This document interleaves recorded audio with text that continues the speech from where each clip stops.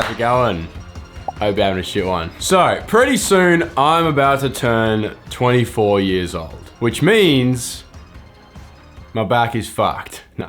I'm almost 24, which means I have been taking photos for almost 10 years now. And in that time, I reckon I've taken about 11 photos. So that makes me incredibly experienced, and I now know everything about photography. And I also know a thing or two about being successful in this industry. First and foremost, a bit of an obvious one, but being prepared. Preparation is key when it comes to being a photographer.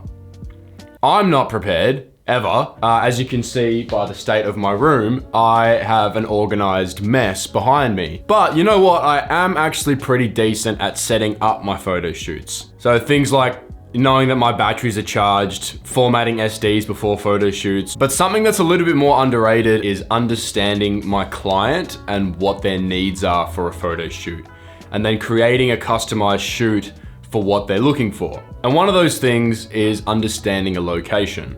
For me, I shoot a lot just out in the city or on location. I'm not really renting places. I'm not shooting in studios. I'm very much run and gun on the street, which means I sort of need to know my way around and which locations are gonna work for what subjects I'm gonna be shooting. I'll even go to locations, maybe even a few days, or if I have time on the day, if I'm shooting at night, to make sure that it's still available and it's still gonna work for what I'm looking for. Otherwise, I'll have backup locations prepared. Now, that might sound very obvious to you professional photographers watching. I'm sure you're sitting there all high and mighty being like, yeah, that's so obvious, having a backup location. But it's so obvious that sometimes it can be overlooked. Having a plan B or even plan C sometimes if you're getting kicked out of a location. You know this is a private parking garage, right?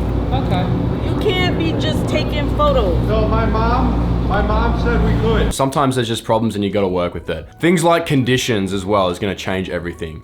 Are you looking for rain, sunshine, snow, fog? All of these elements are things to keep in mind, and all of them are gonna change the mood and feeling to your photo shoot. Something that is incredibly overlooked, and this took me a long time to learn, is scale of the location. How much space are you working with? And that is really gonna determine which lens you're gonna be using for your photo shoot. For example, I did this photo shoot the other night by the train tracks, and I scouted this location prior to shooting there because I'm a fucking legend, and I knew that the 24mm was gonna work best for this location. Your aim as a photographer is to make the photo shoot go as smoothly as possible. Secondly, building relationships with your clients is crucial. Getting clients, in my experience at least, has simply been a matter of messaging people that you'd like to shoot with and offering your service for free. So I go out in a bunch of photo shoots all the time, even to this day, and if there's people I wanna work with,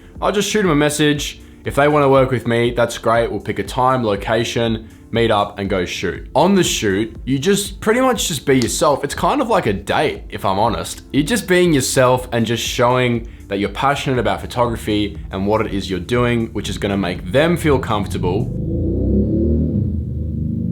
If they ask you to shoot again, not the other way around, if they ask you for another photo shoot, that's when I usually put my prices and then charge my rate or whatever. And you negotiate and figure out what both parties think is fair. And that's how you can start bringing in clients, maybe getting a regular income for yourself. But it all starts from just messaging people, even your friends, your family members. I don't know, someone's gonna own a business, someone's gonna want something shot, right? Not in that way. You're not an assassin, you're a photographer. Try to stay on track here. Let's say your photo shoot's gone smoothly, you've done this free shoot, you've given them the photos, they're really happy with them, they're gonna go off now and show their friends the awesome photos you just took for them. And it doesn't matter what marketing course you do, you could be the best PR, marketing, whatever person, you could have gone to the most posh university and just done, who gives a fuck? Still, to this day, the most strongest form of marketing is word of mouth. The other day, I walk into a cafe with Liam, right? And I'm not sure what sandwich I want to get. And Liam looks at this sandwich, he gets it, and it's already looking pretty good. I'm like, fuck, that's a nice sandwich. He takes a bite out of this sandwich and he's like, bro, this is the best sandwich I've ever had. I'm buying that sandwich. Like, psychologically, the chances of me not buying that sandwich after me already sort of wanting it, and then watching my mate go and get it, and then him telling me how good it is, that sandwich, it's done. I'm getting it. I couldn't think of a better analogy when I was writing up this video, so that's just gonna have to do. Word of mouth is still the best form of marketing. I will take that to the grave. 3. Third point I wanna make. That's 6, but anyway. Post-processing. Editing. Some people like to say it's ruining because I get messages sometimes saying that my raw photo was better than my edited photo. And if you're one of those people that message me that, there is a special place in hell for you, okay? Editing is just as important as the photo shoot itself. I would say it's 50% actually. So doing the photo shoot is only doing half the work. Editing is sort of where you bring your vision to life. It definitely helps when you have a good set of photos to work with in the first place, but editing is where you bring it all together. I don't think you should be sitting there trying to perfect everything, but if you're feeling good and you're in the zone and you're in the flow state editing something, it's good to take time and be proud of the work that you're doing. Basically, I like to edit how I was feeling at that time or how I remembered that shoot being. And I find that when I speak to other photographers, that's also what they say. So I would say editing is a bit more of a feeling thing, like remembering how you felt or what feeling you'd like to portray, and then trying to emulate that on your keyboard. That's where it sort of gets a bit tricky. And that's where I like to thank the sponsor of this video, fucking no one. Yeah, if you want to support the channel and also improve your editing skills at the same time, I do sell a bunch of different Lightroom presets and they're linked down below. And also I will be hosting a raffle soon with some prizes up for grabs to anyone who has my presets or supported me in the past. Like if you've already got them, you're pretty much already entered. But I'll come out with more details with that later. Fourth point I'd like to make, always be adaptable. Things do not go to plan. Sometimes they go to plan, but they don't always go to plan. Even one of the best directors of our time, Christopher Nolan, or at least I like to think he's one of the best, even he makes mistakes. There's a bloody helicopter. I can see how you're filming that shot, mate. That's a pretty big mistake to have in your movie there. Whether it's post-processing mistakes, whether it's happening on your shoot, or maybe you just suck at planning, whatever. We all make mistakes, and that's fine. It's part of being a human being. But as a photographer, you need to be on your feet. You need to be thinking fast. Sometimes when, you know, something happens, like let's say you get kicked out of a location, like I said, having a plan B is great.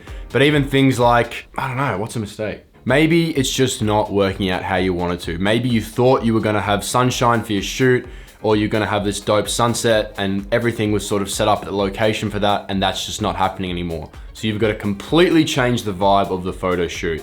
You need to be able to think fast and have backup ideas ready in case something doesn't go to plan. Fuck, I didn't really get it. No, it's not in focus. How I like to do my photo shoots is have sort of like an overarching idea. Maybe I even create a mood board sometimes and sort of go with that. But I'm not planning everything to the exact minute, because if something goes wrong with your little perfect plan, you're gonna start stressing. And stressing on a photo shoot means you're not thinking clearly, and not thinking clearly means you're not gonna make any good decisions.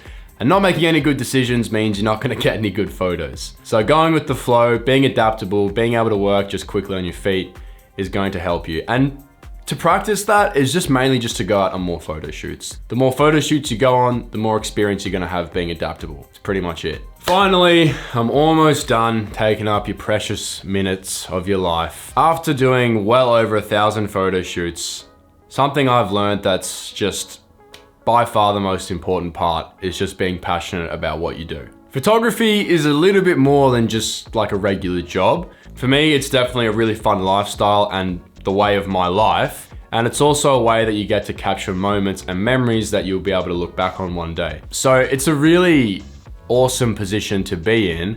And I feel pretty privileged and lucky to be able to do something that I really enjoy and love and feel so passionately about every day of my life. To be honest, I don't actually know what I'd be doing with my life if I wasn't doing this. And I think that's how you know you're sort of passionate about what you do, because you sort of wake up and you can't stop thinking about it and you always want to better yourself at your craft. And I think that's just what being a photographer is. You're never really gonna work it all out. You're never really gonna get the perfect shot. But I think striving for creative greatness is the key. Anyway, that's all I got to say. I actually really love reading your emails and your photography stories, or just answering any of your questions. So feel free to shoot me an email right here at this email address. And also, if you want to check out some of my photos, you can head over to my Instagram at North Borders. And yeah, just remember that being a successful photographer, it takes a lot of time, it takes dedication, it takes hard work. And with the right approach and with enough passion for what you do, anything's possible.